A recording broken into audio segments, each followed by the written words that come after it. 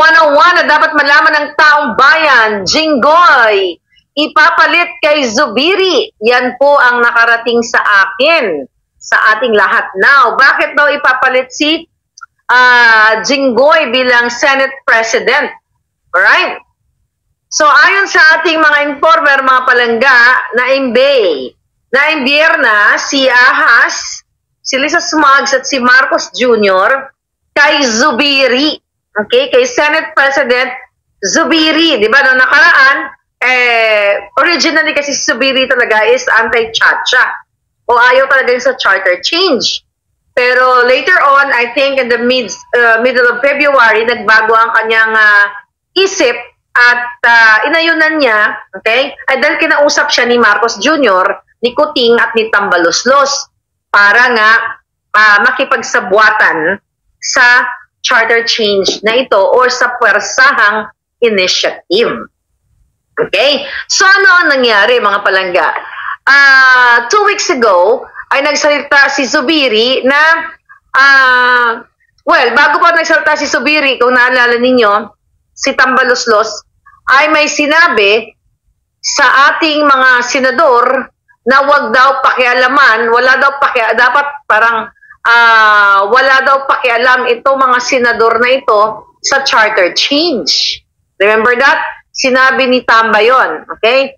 Sinabi ni Tambaloslos sa kanyang press conference na magtrabaho na lang daw itong mga ano na to, itong mga itong mga senador at huwag daw pakialaman ang ang charter change o yung People's Initiative na isinusulong ni Tambaloslos.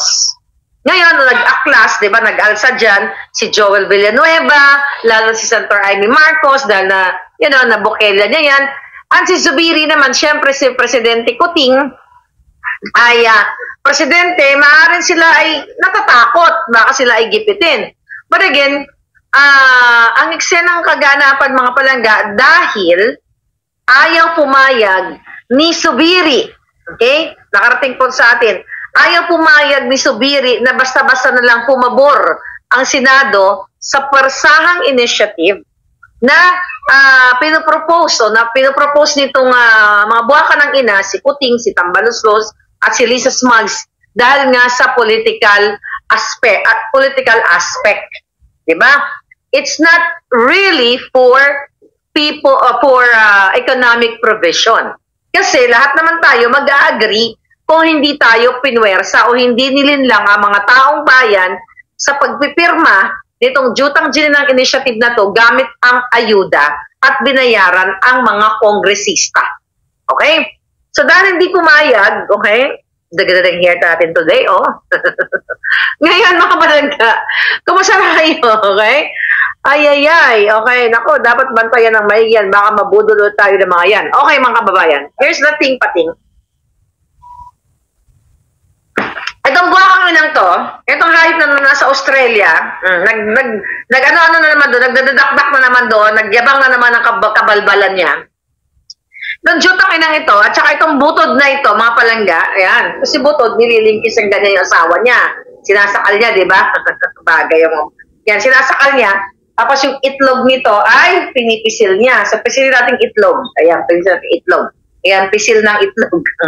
Alright, so itong hayop na ito, mga kababayan, ay inuutusan o pinupush si Zubiri na pumayag na ang Kongres, ang Senado, na, at saka itong dalawang itong hinayupak na to, pumayag or iaprubahan na yung jutang ng charter change na yan.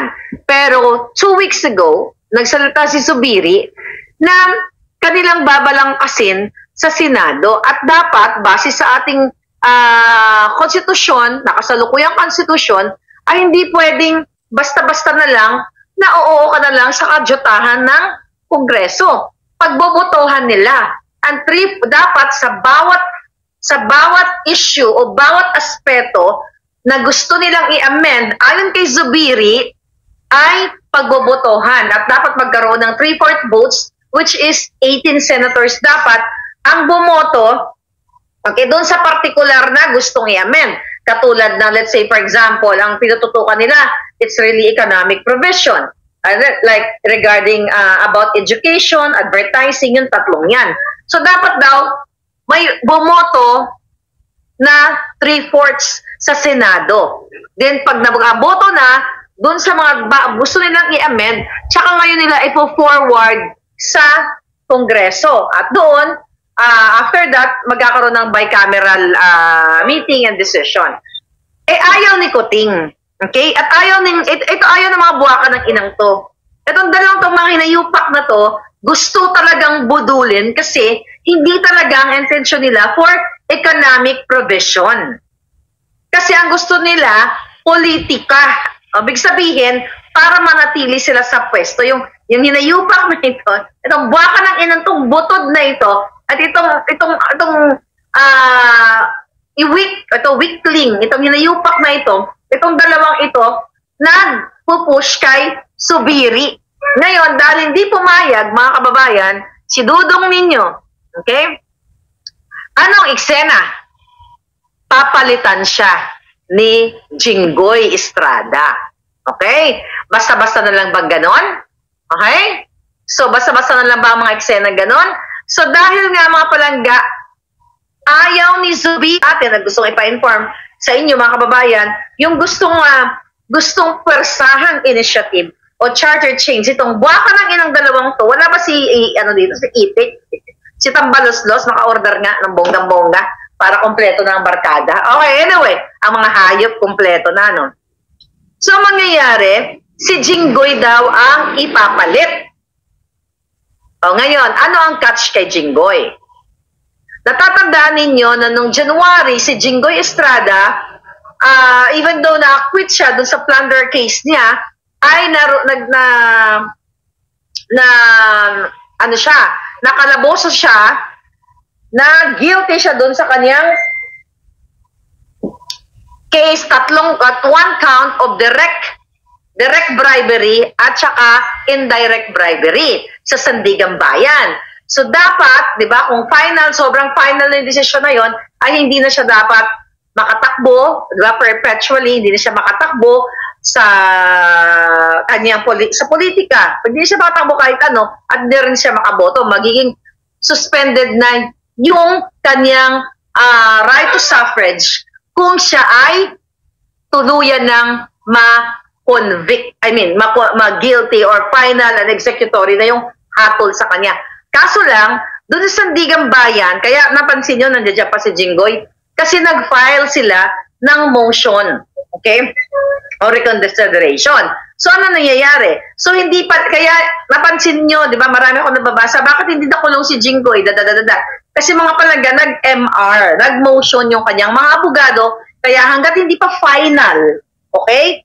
Kahit na maglabas ng resolusyon ng Sandigan Bayan, dito sa kaso ni Jinggoy, sa bribery, mga kababayan, ay pwede silang umapila sa Supreme Court pa rin. So kaya nandyan pa si Jinggoy, di ba? Ngatol yata it's 8 to 9 years, Bakit ko kinukwento sa inyo to? Bakit kailangan balikan natin na si Jinggoy Estrada ay, kakaba-kaba ngayon? Kasi, okay, inutusan siya, okay, sinabihan siya ni Kuting, at ng mga alipores ni Kuting, ito ang eksaktong sinabi.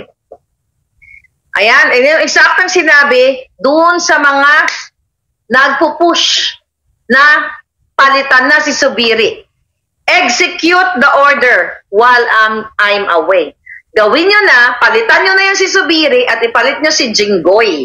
At pag hindi pumayag si Jinggoy sa ganitong klaseng sistema na siya ang papalit para isulong ang Chacha, yung charter change, ay tutuluyan natin yung kaso niya. Now, you know? Kaya putangin ng politika talaga to. Okay? Okay, si Jinggoy ipalit nila para papayag si Jinggoy kung anong gusto na sabi ni Maris. Ayun na nga. Kasi, kapag si Jinggoy ay hindi pumayag sa kagustuhan ni Kuting at Tambaloslos, kaya dapat malaman nyo, dahil wala pa to sa media. Okay? Pinarating sa atin ng ating mga puting anghel. Okay? Let's call puting anghel na lang siguro. Kasi ahas, puting ahas, famous na yung puting ahas. So, okay lang din. Puting ahas kasi hindi nangangagat. Kasi dati nung bata ako, nakita ko ng puting ahas, hindi siya nangangagat. Hindi siya dangerous, so wala siyang venom. So, okay, mga kababayan, here's the thing, pating. Ang catch, kaya papagdan si Zubiri dahil hindi makalusot ang jutang Gininang Persang Initiative. Kung natatandaan ninyo, balikan natin ulit, okay, na sinabi ni Tambaloslos na walang pakialam ang mga senador sa People's Initiative o Persang Initiative nila. Kung di ba naman buwakan ng ina. So dahil hindi nagpapahawak sa liig ngayon si Zubiri, siguro kahit pa paano, na-realize niya na sobrang pagpupush nito sa kanya, batig na natin kasi alam naman ng mga politiko, pwedeng magbago sa ngalan ng salapi, okay, or pwedeng magbago sa ngalan ng prinsipyo o pagmamahal sa kapwa o sa bayan kung meron man. So ito, abangan natin, baka in few, kung kaya kailangan ma-intercept ng taong bayan para malaman ninyo kung anong kababuyan ang ginagawa ni Marcos Jr. na kunyari nasa Australia ang buwakan ng ina, pero may marching order, may utos na gawin nyo na yan habang wala ako. Para kunyari wala siyang kinalaman. Dead ma dead, parang labas siya sa mga issue. Pero siya ang nagjutos, mga palangga. Okay? So siya ang nag-utos na gawin na yan, palitan na si Zubiri at ilagay si Jinggoy. Pag si Jinggoy ay hindi sumunod sa mga kagustuhan, tutuluyan natin yung kanyang kaso. Oh, baka kinakabahan na rin si Jinggoy ngayon, mga palangga. Diba? So now, okay. Ano ang eksena nyo today? Ayan, present ang mga hitad. Ma'am Lynette, thank you. So, mga kababayan, dahil nga ang gusto ni Zubiri ay economic provision lang. Walang political amendment. Yun ang pinanindigan niya. Kaya naman, pinag-iinitan na siya ngayon, mga palangga. Right? Pinag-iinitan na ngayon dahil itong buwakan ng inang kuting na tong hayop na to, na una, sinabi niya, hindi niya priority ang charter change. Di ba? Sinabi niya, hindi priority ang charter change to chuchu. Pero ngayon, nagbago na ang kanyang isip kasi hindi naman actually nagbago ang isip niya. Nagsinungaling lang siya na kunyari, hindi niya priority ang charter change. Pero ang totoo, binudol lang talaga tayo. It's the same thing na sinasabi niya na, what? Ayaw niyang panghimasukan tayo ng ICC, mga palangga. Iyan ang katotohanan niya. Right? Support Timberland. Sino, Pastor Kibuloy? Today, nga may prayer rally. May prayer rally daw, palangga. Today, alas 4. Paki-comment ka diyan, mga palangga. Marlica, yung puting ahas, inibita yan. Ano? Sa flag. Ay, sino to? Okay, sorry. Ako niya answer the, okay. Mga kababayan, walang tulak kabigin sa mga senador, sabi ni Solid Maharlika. Oo nga, palangga eh. Kaya, hindi natin alam kasi, baka may pagbabadya, baka gurgurin si pareho, di ba? Baka gurgurin si Zubiri. At ito si Jinggoy, matakot-takot din ang lolo mo. Pag tinuluyan siya, imagine mo kung tinuluyan siya ni Lisa Smugs at tatamnan pa siya ng mga kaso dahil magaling yan eh. Di ba? Magaling yan eh. Okay? Magaling yan eh. Alright? Okay? Pinapakita mo sa akin to, sige, epal ka. May naaway lang ako dito. Okay, mga palangga. So ngayon, kaloka. Nag-iinit ulo ko ha. Rally sa Paco, Manila, 4 p.m. Ano yun? May rally? Okay? Alright. So, mga kababayan, now alam nyo na ipapalit si Jinggoy. Kung, okay? Baka na naman babaguhin na naman. Kasi pag narinig ni Ahas, itong putang inang ito, itong hinahihupak na to, yung butod na to, kapag narinig niya dito, pag nalaman nila na binukailan natin, delaying tactics nila. Alright? Dinidelay tactics nila.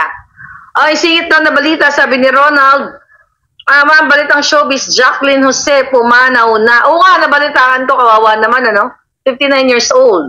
Ano? Naririnig ko. Anong kinamatay niya? Alright? Share, you love those paintings siya. I love it too. Marami pa yan. So ngayon, mga kabalangga, yeah, rest in peace kay Jacqueline Jose. Ano ka namatay niya? Natake? Ang laki ng ahas. Okay, 4 p.m. Ayan. Okay, sabi ni Rambo, yeah, mamaten kayo na saan ang saan ang rally? Ram. Okay, so comment nyo nandiyan para mabasa. Aliwasang Bonifacio? Marami ka kasi mas credible ka eh. Lagay mo diyan yung address. Aneurysm? Uy, kawawa naman. Ganda hapon, madam. Si JC Tan, hello. Okay. Jacqueline no, si rest in peace, pinapanood natin yan. 59 years old na siya, 59, 58. Ito yung sinasabi natin na hindi natin hawak ang ating buhay. Diba? Hindi natin hawak kung kailan tayo mamamatay. Kaya itong hinayupak na to, okay? Itong hinayupak na to, walang kasawa-sawa sa pagnanakaw. Pag inubos niya na, di ba? Pag butod na yung katawan niya, yung tiyan niya, itong hayop na to, sana sa bawat pagnakaw niya, jumutok na yung kanyang yung kanyang ugat, di ba? Nang matapos na. Alright? Dapat jumutok na kasi itong dalawang hinayupak na to at saka si Tambaloslos at lahat ng mga magnanakaw, ito talagang salot sa bayan. Kaya dapat puksain na itong mag-asawang ahas at puting. Liwasang Bonifacio, mamaya daw po. Balita daw sabi ni Ram, 4 p.m. Okay, mga taga KOJC, Kingdom of Jesus Christ. Ayan. Okay, sabi ni Barcila Zenia, nadulas. Ay, kaluway. Man, whatever, kung ano man yung reason, di ko alam kung anong reason ng pagkamatay niya, but still young. Kaya nga, we have to, treasure our moment here, habang enjoy natin yung buhay natin. Kaya, di ba, bakit kailangan mo magnakaw ng bilyon-bilyon o trilyon ang putang itong hayop na kuting na to, ayaw nilang tumigil sa pangangamkam.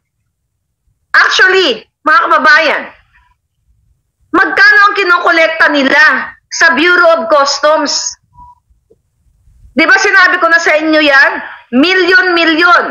80 to 100 million a week o more than that. Remember last year, ang kinokolekta nila sa smuggling, lahat, hindi lang asukal, hindi lang kung ano-anong mga agricultural products, kundi lahat, kotse, technology, everything. May kubra si Lisa dyan. Again, yung smuggling na yan, hindi lang pulburon na nagsasmuggle, na mga buwaka ng inang yan, kaya ngayon, nandiyan sila sa Australia, baka may bit-bit yan na pulburon, mga kababayan, kaya malakas ang loob ng mga buwaka ng inang ahas at puting sa pagnanakaw. Kasi talamak ang kabulukan sa, not only sa agrikultura, kundi sa Bureau of Customs. Wala na silang hiya. Mismo nakalagay yan sa report ni Clarita Carlos na sangkot si Martin Araneta, yung ni Martin Araneta kasabuat na si Aaron Nucum, pati si sila Michael Ma, okay, sila Bakiran. Yan, ang dami nila yan na pinangalanan dyan sa Congress na hindi na nga natuloy. So, imagine niyo, we're talking about Bureau of Customs. Daan-daang milyon kada linggo.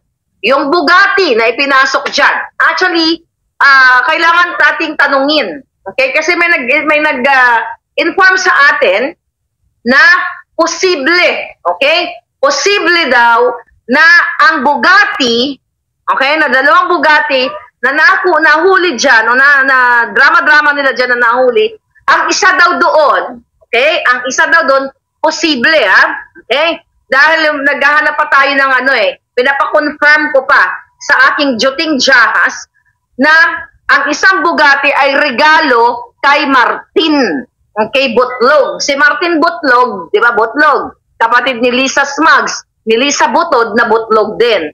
You know, Butlog. Ang putang ina, di ba? So, yung Bugatti na raw yan, isa dyan ay posibleng kay Martin Butlog. Kaya nga, ang tanong natin kay Tulfo, putang ina ka, di ba, nag-grandstanding kayo, mga jutang ginimis kayo, kumusta na ayaw niyong susugin yung mga hayop na yan, ayaw niyong i-release kung sino ang may-ari niyang lecheng Bugatti na yan, mga kababayan. Alright? Mayong udto, sabi ni Garen Mejares, mayong udto palangga sa imo. Sana pumunta kayo sa Liwasang Bonifacio. Okay, pumunta daw kayo sa Liwasang Bonifacio, 4 p.m. Okay? Ngayon, mga kababayan, si Kuting ay nagdangak-ngak na dyan ngayon sa Australia. Asan may phone ko? Okay? Give me my phone, darling. Okay, palangga ka na. So ngayon, ang mga eksenang kaganapan, pumunta si Kuting at nagdrama-drama sa Australia, ba pabalik-balik? Parang ginagawa lang niyang palengke ang Australia. Yung kahayupan niya. Tapos, the same story, okay? Okay, ito, breaking news. Okay, breaking news. Nag-deny daw si Jinggoy sa mga taga-Senado. Okay, kati-text lang sa atin kasi ito galing to sa Senate ang ating puting ahas. Sabi niya, nag-deny daw ngayon. Miss Maharlika, nag-deny ngayon si Jinggoy dito sa Senado. So, tignan natin kung deny ba siya o tatanggapin niya. So, breaking news. Real time tayo, mga kababayan. See? Di ba? So, basta ang importante, gusto ng ating mga juting jahas na malaman ninyo. So, kapag siya ay naging Senate President, alam nyo na. Right? Papayag si Jinggoy dahil what? Sinindak siya? Sinindak ka, Jinggoy, ni Lisa Smugs? Pero sige, ganito na lang, Jinggoy. Okay? Dapat nga i-ready mo yung sarili mo eh. Diba? Dapat i-ready mo dahil nakasuhan ka, but good thing ikaw ay na-acquit and then meron kang 3 counts ng isang direct bribery and indirect bribery. Actually, you know what? Okay? Kasi yung direct bribery daw, kung tama ba yung pagkatanda ko dun sa article na nabasa ko, dapat parang may threshold. Kailangan nababot sa 50 million yung involved na amount para maging, graft and corruption or plunder or something. Pero the thing, sabi ko nga sa inyo mga palangga, kasi ang batas natin masyadong maluwag sa ganyan. Kaya kung magkaroon ng charter change, dapat ilagay nila dyan, 1,000 pa lang na ninakaw, putol na kaagad ang buto ng mga linti, mga hayop. Diba? Wala na nga magnanakaw. Tapos, pag babae naman, putol, doon ang kanilang mga tinggiling-giling. Diba? Mga tinggiling-giling nila. So, kaya wala talagang, imagine mo, kailangan pa umabot ng 50 million pesos para ma-consider as graft and corruption or plunder or something like that. So, may mga ganon. So, pwede lang magnakaw pa 20 million. So, imagine mo, pwede magnakaw na ganon. Kaya talagang bulok ang sistema natin. Again, we're talking about charter change. Okay? Yung Jotang Gilmes na charter change na yan. Napakaganda kung o-open o babaguhin nila nga yung economic provision na sinasabi nila para makapasok yung mga negosyante. Okay? Para hindi na makapasok, pati yung mga existing businesses na dyan sa atin, sa Pilipinas, di ba, may mga contract yan na, let's say, pag nagtayo ka ng isang establishment, nabanggit din niya sa Senado na, I think 25 years lang, yung lease sa isang property, let's say hotels and everything, 25 years lang. So pag natin ka 25 years, so wala na, patay na yung negosyo. So gusto nila itulad sa ibang Southeast Asian countries na at least 50 years or up to 99 years yung lease nitong mga businesses para tuloy-tuloy nga naman yung trabaho, okay, na maibibigay sa Pilipino at tuloy-tuloy yung investment. And I think mag-agree ako doon. Di ba? Mag-agree tayo kasi kailangan natin ng mamumuhunan. The problem nga, ang sinusulong nga nila ay what? Political amendment. Para maging rena-renahan si Ahas. Alright? Para maging rena-renahan dito si Ahas, mga kababayan. May mga pumasok na message tayo. Okay. Oh, ano to?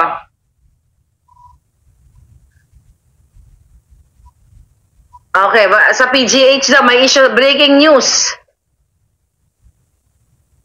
Napakahirap daw Grabe daw yung magsalita mga gwardya sa emergency sa PGH. Walang mga konsiderasyon ang mga doktor. Oh, ano to? Kasi meron akong kaibigan na nandun, hindi man kaibigan, kakilala lang. Okay na nasa hospital ngayon, mga palangga. Oh, shout out daw sa mga gwardya na mga akala mo kung sino dyan sa PGH at mga doktor na mga ginayupak. Alright?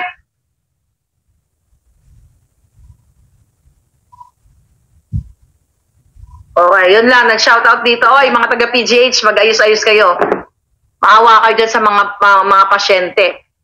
Reyna ng surot at daga, sabi ni Rebecca Ugata. True.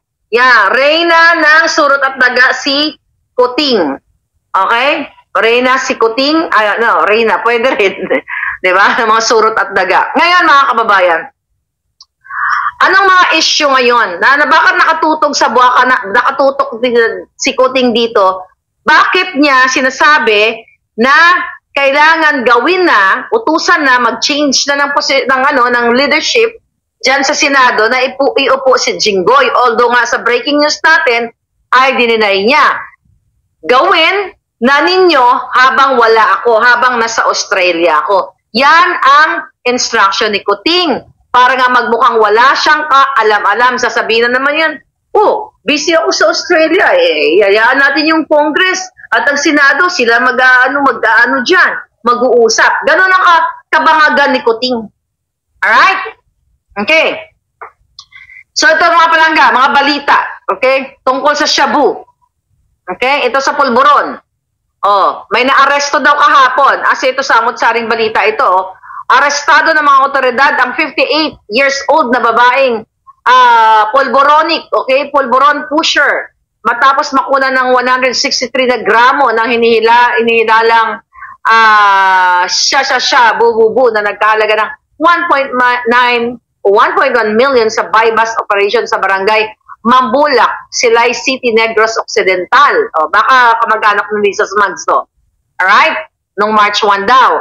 Ayon kay Police Colonel Mark Anthony Daroca Silay, Police Chief, ang suspect ay matagal ng under surveillance at hinilalang source ng illegal na pulburon sa Talisay, Bacolod. Ito, magkano to? 1.1 million worth? Okay na siya, bububu? Walang kwenta yan, mga palangga. Yeah, baka mamaya, kalaban lang nila yan dyan sa Negros, mga nahuli na yan. Kasi, itong hayop na sayarot, na nagpadala ng tunitonelada, saan yun? Nagpadala ng tunitonelada, pakiano nga sa sayarot. Ayan. Yung hinayupak na yan, na-intercept yan ng kanyang mga kontrabando, laya. Magkano yon? Diba? Magkano ba yung 1.1 million yung sa Negros? Tapos talagang hina-highlight nila. Pero si Sayarot hanggang ngayon nakalaya. At sabi ko nga, sabi nyo rin, mga kababayan, nabasa ko sa comment, na pwedeng may bit-bit na pulburon sila Kuting papuntang Australia at mga pera, okay? Mga pera na i-deposit o somewhere there o itinago ng mga buwaka ng inang ito. Dahil hindi po pwedeng i-search ang kanilang mga gamit. Diba? Kaya kahit magdala si Kuting ng tunito-niladang pulburon, mga kababayan, ay hindi siya makakalaboso. Pero, pag may puting ahas na pumiyok dyan sa loob ng eroplano, makakalaboso yung putang ina yan. Alam mo kung bakit? Nakikita ng PSC, ang mga galaw nila. Protocol yan. Kaya kayo, mga sir, na nasa likod ni Kuting, parte kayo sa pagsira ng buhay ng kinabukasan ng taong bayan. Kasi sa bawat kababuyan ng presidente, nakita ninyo, kung maghit-hit man sila ng pulburon sa loob ng eroplano, sa loob ng Malacanang, kayo ang witness.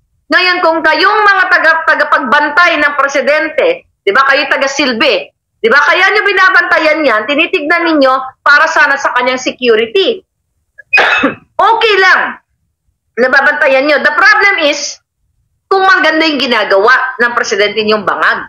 Kaso nakikita nyo na nagpupulburon, di ba, bangag na silang lahat, tahimik lang kayo. Kaya nga ang tanong ko, magkano ang mga nasupalpal sa mga ngangabels ninyo kung bakit tahimik kayo?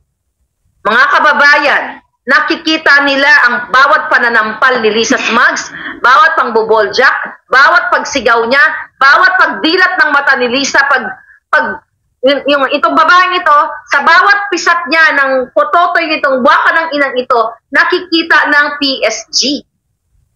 Okay? Sabi ni Dina Natuto, bangag silang lahat. Bangag sila sa salapi. Kaya itong hayop na to, itong ang buwaka ng inang yan, dapat na talagang buhati ng bonggang-bongga, palabas dyan sa Malacanang, mga palangga, na napupugaran na ng mga ahas. So, ano pa mga chika-chika dito? O, katulad natin, balikan natin yung NAIA. O, ano sabi dito? Yung NAIA, yung mga daga at mga ipis na sa New York Post na tayo, sikat na tayo sa buong mundo. Ano sabi ng ano dito? Ng Manila International Airport? Ano sinasabi nila? March 2. Na pinatawag na daw yung mga housekeeping, exterminators, di ba? At iba pa mga service providers para exterminate. Bakit nyo hindi exterminate itong dalawang ito? Okay? Dapat ito yung i-exterminate nyo. Hindi yung mga daga at ipis dyan. At kung malino kayo, mga hayop kayo, sa dami ng pera dyan, sa airport, lahat, di ba? Makikita nyo sa mga terminal fees. At kung ano pa mga kadyutahan, di ba? Na mga pis-pis, mga leche kayo, di ba? I-exterminate nyo. Hindi ang ipis. Itong dalawang to, dapat ang i-exterminate mga kababayan. Dahil sila ang salot sa lipunan. Punot dulo ng kabalbalan. Ito ay national problem. Itong babaeng to, ayon kay Attorney Glenn Chong, lahat ng problema, itong hinayupak na to ang may pakana. Kasi lagi niyang sinisinghot ang itlog ni Kuting na kahit makyoho. Okay? Ngayon, anong eksena dito? Oh, aminado daw naman ang Mia na hindi katanggap-tanggap ang ganitong mga insidente. Aminado, but you did not say, anong sinabi nyo? Kasalanan? Baka may nagdala na naman ng surot? O ipis, ganyan? Sinabotahin na naman, katulad ng mga reasoning nyo dati, di ba? During the brownout, di ba? Ang sabi na, sinabotage daw, da-da-da-da-da. O, imbis na, ang sabi ng mga hayop na to, kung halimbawa nga ay galing sa ibang bansa ang mga bugs na ito, what process can we put in place para maiwasan yung mga ganito? Sinisi na naman ang ibang bansa. Lahat ng bansa mayroong bed bugs. Okay? Mayroong surot. Kahit saan ka pumuntang bansa, mayroong surot. Pero hindi sa airport. Kasi nga, dapat i-maintain nyo, mga yawa kayo dyan sa immigration at sa Department of Transportation, lahat ng mga sangkot dyan sa airport, lalo na kay Kuting, na dapat inaalagaan ninyo, pinapanatili ninyong malinis. Okay, paano nga naman magiging malinis ang airport kung lahat kayo dyan madudungis? Madudungis sa pag-extort ng pera, pag-offload sa mga OFW, o bago nyo i-offload, pagbabayarin ninyo. Kaya, hindi malilinis yan. Patuloy na magiging madungis, hindi lang sa mata natin mga Pilipino, kundi sa mata ng buong mundo. Diba? Yung kadyutahan, love the Philippines ninyo. Tourism, chuchu, kadyutahan ninyo. Kung yan ay inaatiman ninyo o inaayos ninyo ang pamumuno, dahil gusto nyo maging maayos ng Pilipinas, hindi magkakaroon ng bugs dyan. Kung magkakaroon man yan, isang piraso lang, diba? Tapos later on, kasi kung regular ang cleaning nyo, hindi yan mabubuhay. Ang bugs na yan, hindi yan mabubuhay. Yung daga na yan, hindi makakalusot. Paano? Diba? Ang nangyayari kasi, mga hayop na kasi ang namumuno. Isang puting, isang ahas. Diba? Kaya naman, hanggang airport, kanunuduluhan, nagiging madungis ang ating bayan, mga kapalangga. Dahil inubos na nila, okay, inubos na nila ang budget, mga hayop. Ano pa? Mga chika boom-boom. Oh, yung sa Lotto again, yung 175 million. Ano sabi dito? Balita. Oh, March 3, 4. Tinamaan ng 175 million jackpot sa Lotto, mapoporfit kung, sabi ng PCSO. Anong pinagsasabi dito? Posibleng hindi makuha ng isang taga Pasig City ang napanalunang 175 million jackpot na Ultra Lotto or 68 draw nitong Biyernes. Ito ay kung mabigong makubra ng nasabing mananaya ang premyo sa loob ng isang taon. Hindi, isang taon pala eh. Ayon sa Philippine Charity System, binigyan din ng PCSO na magpunta sa charity fund mapupunta sa charity fund ang premyo kung saan ito kadyutahan na ito mga palangga. Okay, Tulfo. Ano na?